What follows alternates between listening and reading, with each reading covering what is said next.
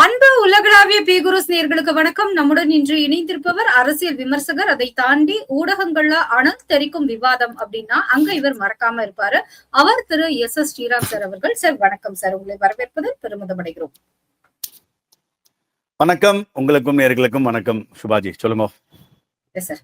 Sir, தேர்தலுக்கு முன்பு மாற்றம், அதிரடி நடவடிக்கை அப்படின்லாம் பேசிட்டு சட்டம் ஒழுங்கு அப்படின்னு வரும்போது நிர்வாக ரீதியாக தாவேகா கொஞ்சம் சொதப்பலாக ஓய்ந்து நிற்கிறதோ?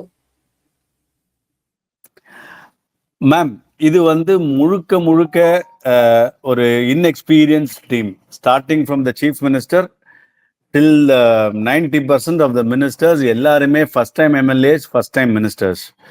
ஸோ நிச்சயமா இந்த ஸ்டார்டிங் டூதிங் ட்ரபிள் நிச்சயமா இருக்கும். சரி, நம்ம கொஞ்சம் ஃபேரா இருக்கணும்.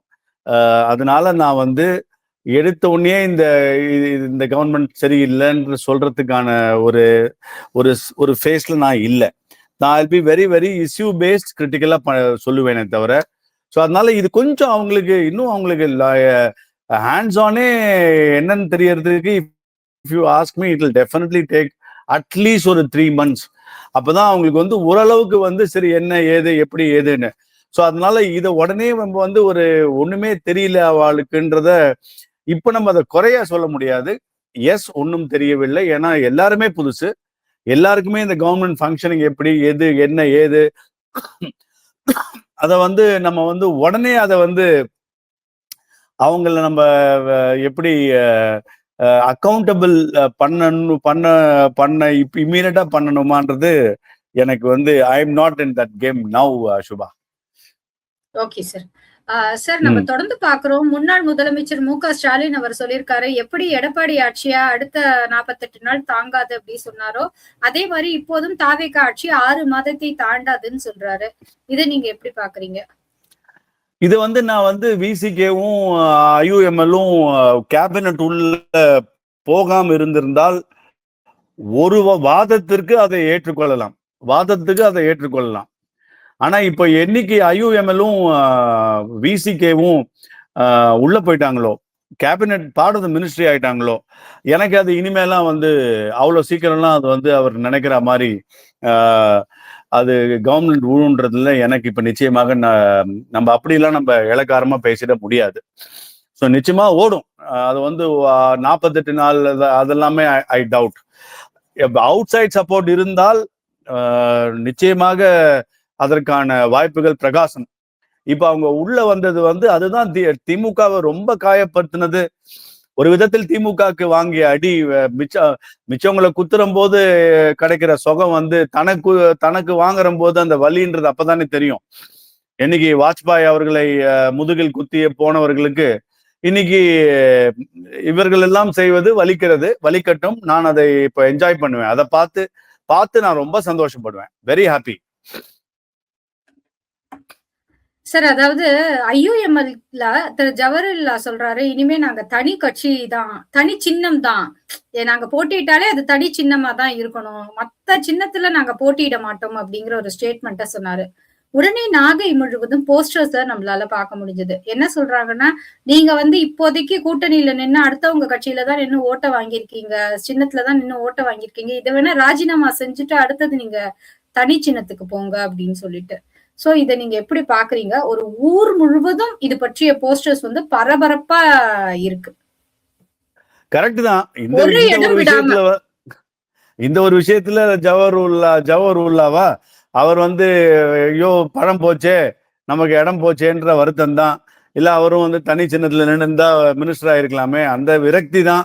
ஸோ ஆப்வியஸா அந்த ஒரு விரக்தியின் வெளிப்பாடு வார்த்தையில வெளியில வந்துருச்சு. இது நிச்சயமாக திமுக அவ்வளவு சீக்கிரமா இதை ஏற்றுக்கொள்ளாது. அதற்கான ஒரு கரெக்டான காலத்துக்கு திமுக வெயிட் பண்ணியிருக்கோம். நம்ம பல விவாதங்கள்ல, டிவி விவாதங்கள்ல நீங்களும் இல்லை யார் வேணாலும் ஒரு 2 வருஷம் முன்னாடி 1.5 வருஷம் முன்னாடி செக் பண்ணி பார்த்துக்கலாம். நிச்சயமாக வரக்கூடிய அசம்பிளி கூட்டாட்சி தான், தனி ஆட்சி இல்லை என்பதை நம்ம பல முறை சொல்லியிருக்கோம். நிச்சயமாக இந்த சமீபமா எலெக்ஷனுக்கு ஒரு மாசம் முன்னாடி சில டிபேட்ல இந்த எலெக்ஷனுக்கு அப்புறம் திமுக கூட்டணி கூடாரம் காலியாகும்னு சொல்லியிருக்கேன். நீங்க அதையும் நீங்க வேணா நீங்க நிச்சயமா அது எந்த ரிசல்ட் வந்திருந்தாலும் நிச்சயமாக காங்கிரஸ் திமுக கூட்டணியை விட்டு வெளியில் செல்லும், விசிகேவும் வெளியில் செல்லும்னு நம்ம பல வாட்டி நான் நிச்சயமா சொல்லியிருக்கேன். அது நிச்சயமா இங்க இப்போ அதுதான் நடந்திருக்கு. இன்ஃபேக்ட் அவங்க வந்து விடுதலை சிறுத்தைகளுக்கு விடுதலைன்னு தானே பேசுறாங்க. இதுல இப்போ என்ன, இந்த ஊடகத்தை வைத்து அதிமுக அடிமை, பாஜக அனைத்து கட்சியும் அடிமையாக்குறதுன்னு ஒரு இந்த ஊடகத்தை வைத்து ஒரு பிம்பத்தை கட்டி உண்மையாக அடிமைகளாக வைத்தவர்கள் யார் என்பது இன்னைக்கு வந்து மக்களுக்கு இன்னைக்கு வெளிச்சமா வந்துருச்சு. உட்டா போறன்னு ஓடி வந்த கூட்டம். சோ எங்க அடிமையாக இருந்தார்கள், யார் அடிமைப்படுத்தி வைத்திருந்தார்கள் என்பது மக்களுக்கு தெரியணும். அதனாலதான் சில இனிமே தமிழ்நாடு ஊடகங்கள் சொல்வதை அனைத்துமே மக்கள் வந்து நம்பக்கூடாது. அதில் உண்மை இருக்கிறதா என்பதை அவங்க யோசிக்கணும். ஏன்னா இந்த டிவி விவாதங்களை ஒரு பிம்பத்தை கட்டமைப்பதுதான் திமுக செய்து கொண்டிருந்தது. அதற்கு ஊடகங்களும் மிக மிக உறுதுணையாக இருந்தது. அதை பாஜகவை எல்லா பழியும் பாஜக பக்கம், எல்லா பாவமும் பாஜக பக்கம், செய்த அனைத்து அட்டுழியும் அநியாயத்தையும் செய்தது திமுக அந்த கூட்டணியை வைத்துக் கொண்டு இன்னைக்கு அதற்கான பிரதிபலன்களையும் அதற்கான விளைவுகளையும் திமுக சந்திக்கட்டும், சந்தோஷமாக இருக்கிறது. சார், நம்ம ஒரு இடம் பாக்குறோம், தாவிக ஆட்சி நிலையா இருக்கணும், அவங்க ஆட்சி கவிழ்ந்துடக்கூடாது அப்படிங்கிற ஒரு நல்ல, அவங்கள பொறுத்த மட்டும் நல்ல நோக்கத்துல வந்து ஐயுஎம்எல், விசிக மற்றும் கூட இணைந்த அனைவருக்கும் வந்து மார்க்சிஸ்ட் அவங்களுக்கு எல்லாம் வந்து ஒரு காங்கிரஸ் அவங்களுக்கு எல்லாம் அமைச்சர் பொறுப்பு கொடுத்து பத்திரப்படுத்தி வச்சிருக்காரோ தாவிக விஜய், முதலமைச்சர் விஜய். அதிமுக அவர் கடைசி வரைக்கும் நம்பல. அதிமுக வருவாங்க மாட்டாங்க, எப்ப வேணா அவங்க கழட்டி விட்டுட்டு போவாங்க. சோ 2 திராவிட கட்சிகளையும் நம்ப கூடாது அப்படிங்கறதுல ஒரு தெளிவா இருக்காரோ விஜய்? அப்படி இல்லைங்க. எனக்கு வந்து 2 டாக்டிக்கல் எரர் நிச்சயமாக விஜய் பண்ணினாருன்னு நான் அன்னைக்கும் சொல்றேன், இன்னைக்கும் சொல்லுவேன். நிச்சயமாக அவரை நம்பி யாருமே போகாத, எந்த கட்சியும் போகாமல் தனித்து 108 சீட்டை வின் பண்ண போது அவர் ஏன் குடுகுடுன்னு ஓடி வந்த காங்கிரஸை அவர் ஏற்றுக்கொண்டிருக்க கூடாது. நிச்சயமாக அது ஒரு மிகப்பெரிய தவறு. தன்னை நம்பாதவர்கள் யாராக இருந்தாலும் தனக்குன்னு டைம் இருக்கு. 108 சீட்டை வைத்து கொண்டிருப்பவர்கள் இருந்தவர் பொறுமையாக எல்லா விஷயத்தையும் ஆலோசித்து யோசித்து அவர் செயல்பட்டிருக்க வேண்டும். காங்கிரஸை கூட சேர்த்து வச்சுட்டு காங்கிரஸ் வந்து ஒட்டி கொண்டு அதை உடனே வந்து கவர்னர் மேல அதை பழியை திருப்பி எங்களுக்கு ஏன்னா இந்த சிங்கிள் லார்ஜஸ்ட் பார்ட்டி தனியாக போய் ஆட்சியை கோரியிருந்தால் அதை கவர்னர் மறுத்திருக்க முடியாது. பல விவாதத்தில் சொன்னதுதான், மீண்டும் சொல்கிறோம். அது என்னமோ கவர்னர் தப்பு செய்வதாக ஒரு திசையை திருப்பி காங்கிரஸ் செய்த ஒரு மிகப்பெரிய தந்திரம், ஒரு குள்ளநரித்தனம். அதை விஜய் அவர்கள் எதிர்பார்க்கவில்லை, அதை அவர் புரிந்து கொள்ளவில்லை என்பதுதான் என்னுடைய நிலைப்பாடு. ஸோ அதனாலதான் அவர் வந்து காங்கிரஸை நிறுத்தி வைத்திருக்க வேண்டும்.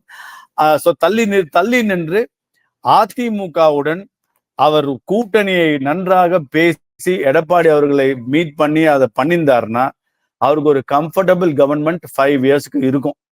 அவர் யாரோ அவர்கள் கொடுத்த ஒரு அட்வைஸ்ல தனித்தனி கட்சியா போய் நின்று அதை பண்றதுக்கு அவர் ஒரே ஒரு கட்சி, அதுவும் ஒரு பிரதான அதிமுக என்ற ஒரு கட்சி, அரசியல் அனுபவம் பெற்ற கட்சி, அவர்களுடைய பல எக்ஸ்பீரியன்ஸை நம்ம எடுத்திருந்திருக்கலாம். நிச்சயமாக ஒரு நிலையான ஆட்சியை கொடுத்திருக்க முடியும். ஆனா இப்ப பாருங்க, அவரால் வந்து முதல்ல அவர் போட்ட ஓஎஸ்டி கூட அவர் வித்ட்ரா பண்ண வேண்டியதா போச்சு. அப்புறம் அவர் வந்து இப்போ அறநிலையத்துறைக்கு ஒரு செக்ரட்டரியை போட்டதையும் இப்ப வித்ட்ரா பண்ணியிருக்காரு. சோ எனக்கு தெரிஞ்சு இந்த மாதிரி விஷயங்கள் எல்லாம் விஜய் அவர்கள் வந்து முதலமைச்சர் அவர்கள் நிச்சயமாக அந்த அவருக்கான ஒரு ஆலோசனை குழு இன்னும் நன்றாக சிறப்பாக சொல்ல வேண்டும் என்பது என்னுடைய பார்வை. ஆனால் அவருக்கு வேற வழி இல்லை, இந்த கூட்டணி ஆட்சி. ஆனா ஒரு விஷயத்துல இந்த எலெக்ஷன் விஜயன் அவர்கள் மூலமாக தமிழ்நாட்டில் பல பெரிய கட்சிகளுக்கும் தேசிய கட்சிகளுக்கும் ஒரு மிகப்பெரிய பாடம். இந்த பாரம்பரியம், பணம் இருந்தால்தான் இவர்களுக்கு என்ன முன் எக்ஸ்பீரியன்ஸ் சொல்லுவாங்க இல்லையா, ப்ரீவியஸ் எக்ஸ்பீரியன்ஸ், முன் அனுபவம், இந்த மாதிரியான வார்த்தைகள். இவர்கள் எல்லாம் ஒரு மிகப்பெரிய ஆட்கள். இது எல்லாத்தையும் தவிடுபடி ஆக்குனது வந்து எனக்கு அதுல ரொம்ப சந்தோஷம். அது நிச்சயமாக அது சந்தோஷம். எல்லா கட்சிகளுக்கும் இன்க்ளூடிங் நீங்கள், நான் எந்த கட்சிக்காக நான் அடிக்கடி விவாதம் செய்வேன் என்று உங்களுக்கு தெரியும், அந்த கட்சிக்கும் இது ஒரு பாடம் தான். ஏன்னா நிச்சயமாக இளைஞர்கள் அப்படி ஒரு ஆப்பர்ச்சுனிட்டியை எதிர்பார்த்து கொண்டு இருக்காங்க. அவர்களுக்கான ஒரு ரெப்ரசன்டேஷன் இங்கே மறுக்கப்படுகிறது. அதை தான் விஜய் அவர்கள் உடைத்தார் என்பதை நம்ம மறுக்க கூடாது. அதற்கான பாராட்டை சொல்லியே ஆக வேண்டும். அந்த லேர்னிங் இந்த எலெக்ஷன் கொடுத்திருக்குமா? Yes sir. சார், அதாவது இந்த விடுதலை சிறுத்தைகள் கட்சியில போட்டியிட வாய்ப்பு இல்லாமல் சில பேர் ஏமாந்திருப்பாங்க, அடுத்த கட்ட தலைவர்கள். குறிப்பா ஊர் பேரை தன்னுடன் நினைத்திருக்கும் தலைவரும் சிந்தனையான தலைவரும் நாளை திமுகவில் இணையலாம் அப்படிங்கிற ரீதியில ஒரு பேச்சு பரவலா பார்க்கப்படுது. அதாவது குட்டி சிறுத்தைகள் தாய் சிறுத்தையை விட்டு விலக இருப்பதாக ஒரு ஊடக செய்திகள் எல்லாம் சொல்றாங்க. இதை நீங்க எப்படி பாக்குறீங்க சார்? அது நிச்சயமாக அந்த கட்சியை நம்ம இதை சொல்லியிருக்கோம். நிச்சயமாக அந்த கட்சி வந்து திமுகவின் பிடிக்கு போய்விட்டது. அதுதான் திருமாவளவன் அவர்களுக்கு வந்து ஒரு மிகப்பெரிய ஒரு அச்சுறுத்தலாக இருந்தது. அதனாலதான் பல விஷயத்துல கட்சியில அவரால் முடிவெடுக்க முடியாமல் திமுக எடுத்த முடிவை வந்து அவர் பொறுத்து கொள்ள, என்னதான் வந்து அவர் வெளியில் மறுத்தாலும் உண்மையாக அந்த போன அசம்பிளியில் இருந்தக்கூடிய விசிக எம்எல்ஏக்கள் முழுக்க திமுகவுக்கு உண்மையாகவும் விசுவாசமாகவும் இருந்தார்களே தவிர திருமாவளவர்களுக்கு அல்ல என்பதுல மாற்று கருத்தே இல்லை.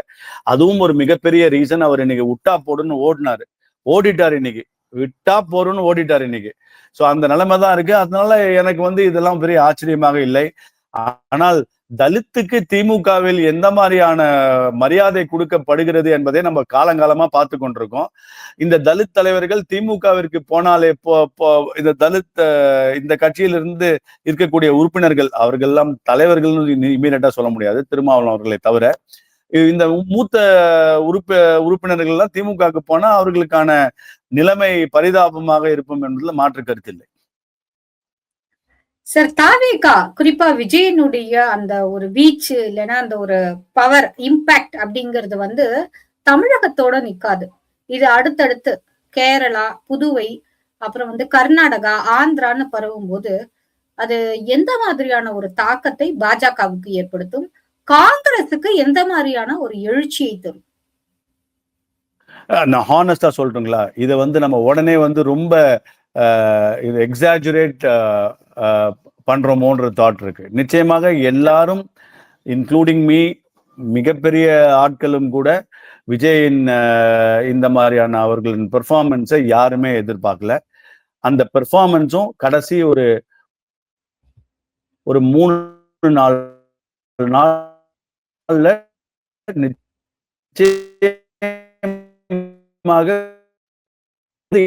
மாநிலத்திலையும் பரவும், எல்லா மாநிலத்திலையும் இது வந்து இதே மாதிரி ஒரு சினிமா பிரபலங்கள் வருவார் என்பதை நான் ஏற்றுக்கொள்ளவில்லை. ஆனால் இளைஞர்கள் நிச்சயமாக எல்லா மாநிலத்திலையும் அந்தந்த கட்சிகளை சார்ந்தவர்கள் நிச்சயமாக அங்கேயே 50 வருஷமாக 30 வருஷமாக மீண்டும் மீண்டும் ஆட்சிக்கு வந்தால் அமைச்சரவையில் இடம்பெறுவது, அந்த மாதிரி விஷயம் எல்லாம் நிச்சயமாக எல்லா மாநிலத்திலையும் மாறும் என்பதுதான் என்னுடைய பார்வை.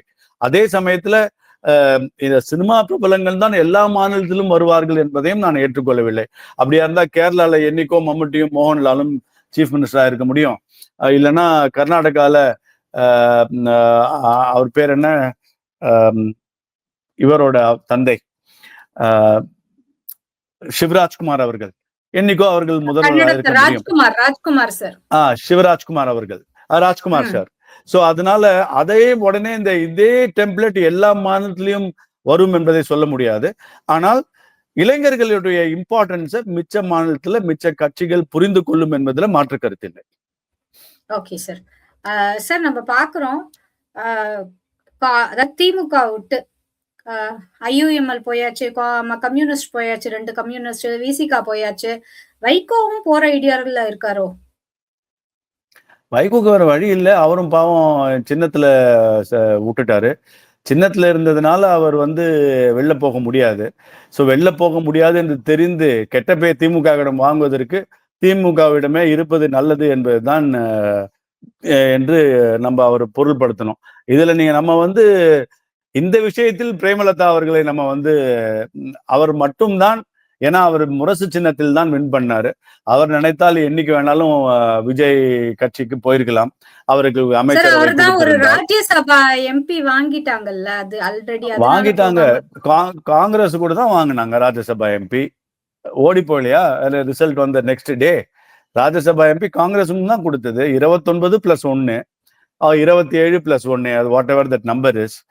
அந்த விதத்தில் பிரேமலதா அவர்கள் வந்து திமுகவுடன் இருப்பதை நம்ம குறை சொல்ற, நம்ம சில சில சில சமயத்தில் ஒரு கரெக்டான முடிவை செய்திருந்தால் அதை பாராட்டவும் நாம் செய்ய வேண்டும்.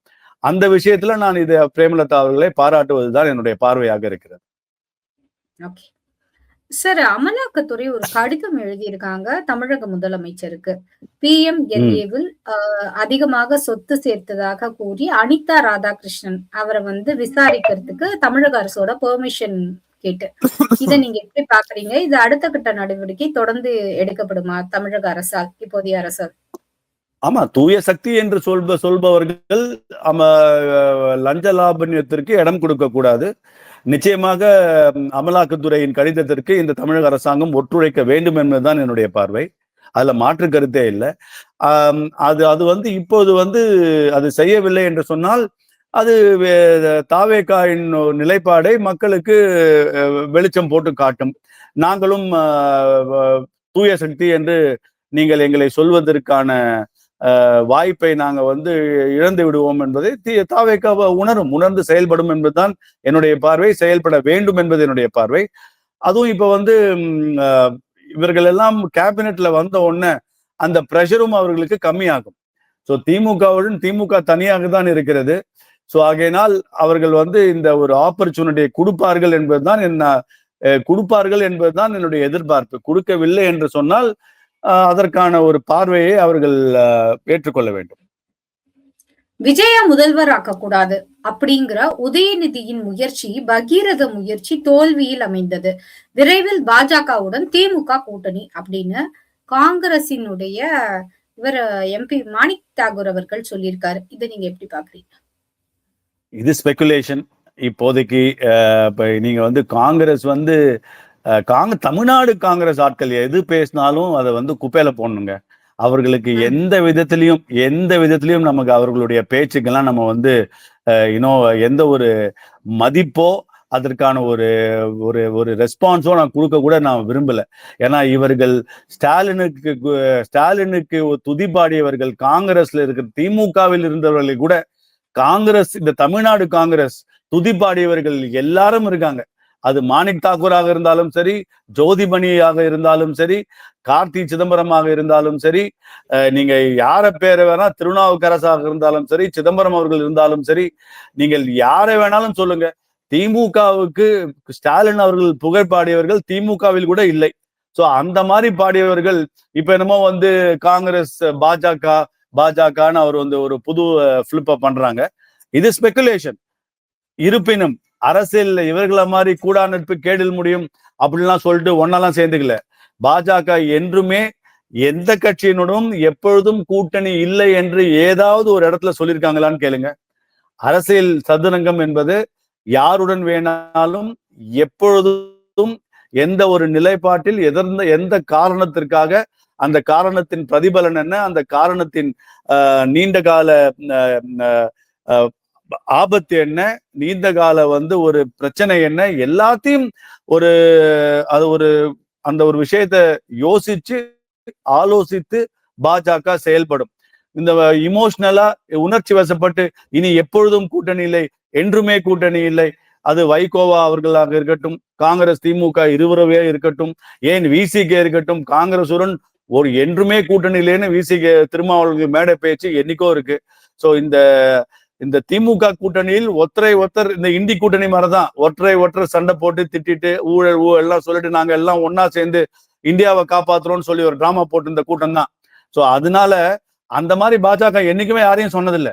எல்லா கட்சியையும் கூட்டணி நிலைப்பாடு என்பது, தேர்தலின் கூட்டணி நிலைப்பாடு என்பதை அந்த காலகட்டம் எதற்கான, எப்பொழுது, எதை என்பதை அதை ஆலோசித்து செய்யும். திமுகவுடன் வருமா வராதா என்று இன்றே சொல்வதற்கு என்னால் முடியவில்லை. அது வராது, எப்பொழுதுமே வராது என்று சொல்லுவதற்கும் நான் இங்கு இல்லை. சார் உங்ககிட்ட இறுதியா ஒரு கேள்வி. ஆனா கொஞ்சம் சீரியஸான கேள்வி. நீங்க ஜோக்கா எடுத்துக்க கூடாது. இந்த சொல்லுங்க. இவிஎம் மிஷின் வந்து பிரச்சனைன்னு சொல்லுவாங்க. ஒவ்வொரு தேர்தல் முடிஞ்ச உடனே. ஏன் வந்து அது குறிப்பா தமிழகத்திலயும் சொல்லல, கேரளாலயும் சொல்லலன்னு நினைக்கிறீங்க? இந்த வாட்டி சட்டசபை தேர்தல் முடிஞ்ச உடனே. இது ஜோக்கே இல்லைங்க. ஏன்னா தெரியுமே, அவங்க வின் பண்ணிட்டா இவிஎம் மிஷின் கரெக்ட், பாஜக வின் பண்ணிட்டா இவிஎம் மிஷின் தப்பு. சோ இல்ல இப்போ வந்து இனிமேலாவது தமிழகத்துல தாவேகான்னு ஒரு புது பிளேயர் வின் பண்ணிருக்காங்க. அப்ப யாருமே ஆமா இவிஎம் மிஷினை குறை சொல்லலையே, அதனால நான் கேக்குறேன் சார். ஆமா அதுதான். ஏன்னா அது வந்து பிஜேபி அப்பா ஆர்எஸ்எஸ் கை குழந்தை, ஆர்எஸ்எஸ் குழந்தை, ஆர்எஸ்எஸ் பி டீம் சொன்ன விசிகே கூட்டம் எல்லா கூட்டமும் அங்க போயிடுச்சு இன்னைக்கு. இதெல்லாம் நடக்கணும். அப்பதான் மக்களுக்கும் புரியும் என்ன மாதிரியான அரசியல் இவர்கள் செய்கிறார்கள் என்று. விஜயை திட்டியவர்கள், ஓடிப்போன விஜய்னு சொன்ன வன்னியரசு இன்னைக்கு அவரோட அமைச்சரவையில் இருக்காரு. ஓடிப்போன விஜய் அப்படின்னு சொன்னவர் அவரு. இன்னைக்கு அது சமூக வலைதளத்துல வந்து கொண்டு இருக்கு. ஆர்எஸ்எஸ் பிள்ளை விஜய்னு பேசினவர் திருமாவளவன் அவர்கள். சோ இவர்கள்லாம் எக்ஸ்போஸ் ஆனோம். கம்யூனிஸ்டுகள், RSS Vijay RSS B team சொன்னவர்கள் எல்லாம் இன்னைக்கு விஜயுடன் இருக்கிறார்கள். அப்போ இது பிஜேபியோட கவர்மெண்ட்டுக்கு இவர்கள் எல்லாம் முட்டு கொடுக்கிறார்கள் என்பதை அவர்கள் தான் சொல்ல வேண்டும். Okay sir. So EVM machine அவர்கள் வின் பண்ணா நல்ல மிஷின், பிஜேபி வின் பண்ணால் கெட்ட மிஷின். சரி சார். சார் சட்டசபை அது அமைச்சராக பொறுப்பேற்று கொண்ட பிறகு அந்த இடத்தில் அமர்வதற்கு முன்னாடி ஒரு இடத்துல அவங்க என்ன பண்றாங்கன்னா, தன்னுடைய வழக்கப்படி சில வழிபாடு முறைகளை செய்யறாங்க. இதை நீங்க எப்படி பாக்குறீங்க? இதற்கு முன்னர் இருந்ததா, இல்ல இது வந்து அனுமதிக்கப்பட்ட ஒன்றா, இல்ல இதே போல் வேறு ஒரு மதத்தை சார்ந்தவர்கள் அவருடைய வழிபாட்டுப்படி ஏதாவது பண்ணா அதை சகஜமா எடுத்துப்பாங்களா அடுத்தவங்க? போலி மதச்சார்பின்மையை மக்கள் புரிந்து கொள்ள வேண்டும். மதச்சார்பற்ற சொல்லக்கூடிய கட்சிகள் எல்லாம் என்ன செய்கிறது என்பதை மக்கள் பார்த்து கொள்ள வேண்டும். இதை பெரும்பாலான இந்துக்கள் ஏன் உடைச்சு பேசலாம். பெரும்பாலான இந்துக்கள் இதே ஒரு இந்து மந்திரி செய்திருந்தால் சனாதனம், வர்ணாசிரம், அப்புறம் மனுஸ்மிருதி எல்லாம் பேசியிருப்பார்கள். அவரவர்களுடைய வழிமுறையை மட்டும் செய்தால் மட்டும் அது புனிதமானது. இதைதான் போலி மதச்சார்பின்மையை மக்கள் புரிந்து வாக்களிக்க வேண்டும். அந்த காலமும் வரும். அது வரைக்கும் நம்ம காத்திருந்துதான் ஆக வேண்டும். இந்த அரசாங்கம் நன்றாக எல்லா மதத்திற்கும் அந்த ஒரு உரிமையை கொடுத்தால் நாம் இதை வரவேற்போம். வெறும் இந்து மதத்தை மட்டும் எதிர்த்து மிச்ச மதத்திற்கு இதை செய்ய சொன்னால் நாம் நிச்சயமாக இவர்களையும் நாம் எதிர்ப்போம் என்பதுதான் என்னுடைய பார்வை. சார், அதாவது அறநிலையத்துறை அமைச்சர்னு இல்ல, எல்லா அமைச்சருமே ஒரு இடம் போய் இன்ஸ்பெக்ட் பண்றாங்க, ஒவ்வொன்னு சொல்றாங்க. குறிப்பா சில இடத்துல அறநிலையத்துறை அமைச்சர் ரமேஷே வச்சுக்கோங்களேன், அவங்க வந்து ஒரு பேக்கிங் அதை பார்த்துட்டு இது என்ன டேட் இல்ல, ஏன் பிரசாதத்துல வந்து அந்த எக்ஸ்பைரி டேட் போடல அப்படின்லாம் கேட்கிறாரு. கேட்டுட்டு அதை உடனே வந்து இவங்களை செக் பண்ணுங்க அப்படின்னு சொல்லும்போது தாவேகா ஆட்களை, அதாவது தாவேகா கட்சி சார்ந்தவர்களை செக் பண்ணுங்கன்னு சொல்றாரு. அது எப்படி வந்து ஒரு அரசு சார்ந்த ஒரு விஷயத்த வந்து கட்சி சார்ந்தவர்கள் செக் பண்ண முடியும்? அதுதான், இதெல்லாம் தான் அவர்கள் லேர்ன் பண்ணணும். அவர்கள் வந்து அந்த கொஞ்சம் உணர்ச்சி வசப்பட்டு அந்த யங் பிளட் இல்லையா, அதனால வந்து அவர்கள் வந்து ஒரு ரொம்ப இம்ப்ரெஸ் பண்ணணும்னு எதிர்பார்க்கறாங்க. இதெல்லாம் தான் அஃப்கோர்ஸ் முதலமைச்சர் எல்லாரையும் பார்க்க முடியாது. ஒரு கைட்லைன்ஸ் கொடுத்துடணும். நிச்சயமாக ஒரு ஒரு ஒரு பார்லிமெண்டேரியன்ஸ் இல்லைன்னா அசம்பிளி சீனியர்ஸ் மிச்ச பார்ட்டியில இருந்தோ இல்ல செக்ரட்டேரியட்லயே பணிபுரிந்த ஓய்வு பெற்ற ஐஏஎஸ் அதிகாரிகள் இவர்களாலையும் கூப்பிட்டு ஒரு ஒர்க் ஷாப் வைக்கணும். ஏன்னா இந்த அசம்பிளி சபையை சேர்ந்த அனைவர்களுக்கும் ஒர்க் ஷாப் என்பது கட்டாயமாகிறது, முதலமைச்சர் உட்பட. ஏன்னா அவர்கள் நிச்சயமாக இது அனைத்தும் அவர்களுக்கு புதிது. ஒரு அரசாங்கமே புதிது. அரசாங்கத்தில் இருக்கக்கூடிய அனைத்து 90% அமைச்சர்களும் எம்எல்ஏகளும் புதிது என்று வரும்போது அவர்களுக்கு டூஸ் அண்ட் டோன்ட்ஸை ஒரு 2 நாட்கள் அல்லது ஒரு 3 நாட்கள் எப்படி செயல்பட வேண்டும், அரசாங்கத்தில் எப்படி செயல்பட வேண்டும், மக்களிடம் எப்படி செயல்பட வேண்டும். குறிப்பாக இப்ப இந்த பிரஸ் கான்ஃபரன்ஸ் எல்லாம் வரும்போது எந்த கேள்விக்கு எதை பதில் சொல்றோம், அது சொல்லாம அதை வந்து ஒரு பொலிட்டிக்கல்னு சொல்றது, இதெல்லாம் அவர்கள் வந்து தெரிந்து செய்வதில்லை, அவர்களுக்கு தெரியாமல் செய்கிறார்கள். இதெல்லாம் தான் அவர்களுக்கு சொல்லி கொடுக்கணும். அதே மாதிரி போலீஸ் ஆபீசர்ஸ் கூட பிரஸ் மீட் போது கொஞ்சம் சீரியஸா இருக்கணும். இப்ப சமீபமா ஒரு பிரஸ் கான்ஃபரன்ஸ்ல ஒரு ஐபிஎஸ் அதிகாரி கொஞ்சம் கேஷுவலாக, அதுவும் ஒரு முக்கியமான ஒரு ஒரு ஒரு கேஸை பத்தி பேசும்போது அவர்கள் சிரித்து கொண்டு உட்கார்ந்து பேசி கொண்டிருந்தார்கள் என்பது ஒரு சர்ச்சையா பேசப்படுகிறது. இதெல்லாம் அவர்கள் தவிர்க்க வேண்டும். ஏன்னா அதனால் முக்கியமான பிரஸ் கான்ஃபரன்ஸ் என்பதை சீரியஸாக பேசிக்கொள்ள வேண்டும். அமைச்சர்களும் இந்த சொல்ற மாதிரி இந்த ஒர்க் ஷாப் எல்லாம் கொஞ்சம் அவங்க நடத்தணும். அதனாலேயே அவர்கள் தவறு செய்யவில்லை. இன்னும் ஒன்று, இந்து அறநிலையத்துறை அமைச்சருக்கு திரு ரமேஷ் அவர்களுக்கு அதெல்லாம் பிரசாதம் கிடையாது. பிரசாதம் என்பது மடப்பள்ளியில் செய்வதை மட்டும்தான் பிரசாதம் என்பது கோவில் விஷயம்படி. இதெல்லாம் வெறும் கடைகளே, கோவிலுக்குள் விற்கப்படுகிறது. இதை முதல்ல தவிர்க்கணும். அப்படி இல்லைன்னா அவர் சொன்ன மாதிரி இந்த மாதிரி ஹைஜீன் இல்லாமல் இந்த பிரசாதம் என்ற ஒரு வார்த்தையே இதற்கு பொருந்துமா என்பது என்னுடைய ஒரு டவுட்டாக இருக்கு. தவறாக இருந்தால் திருத்திக் கொள்வேன். ஒன்றும் பிரச்சனை இல்லை.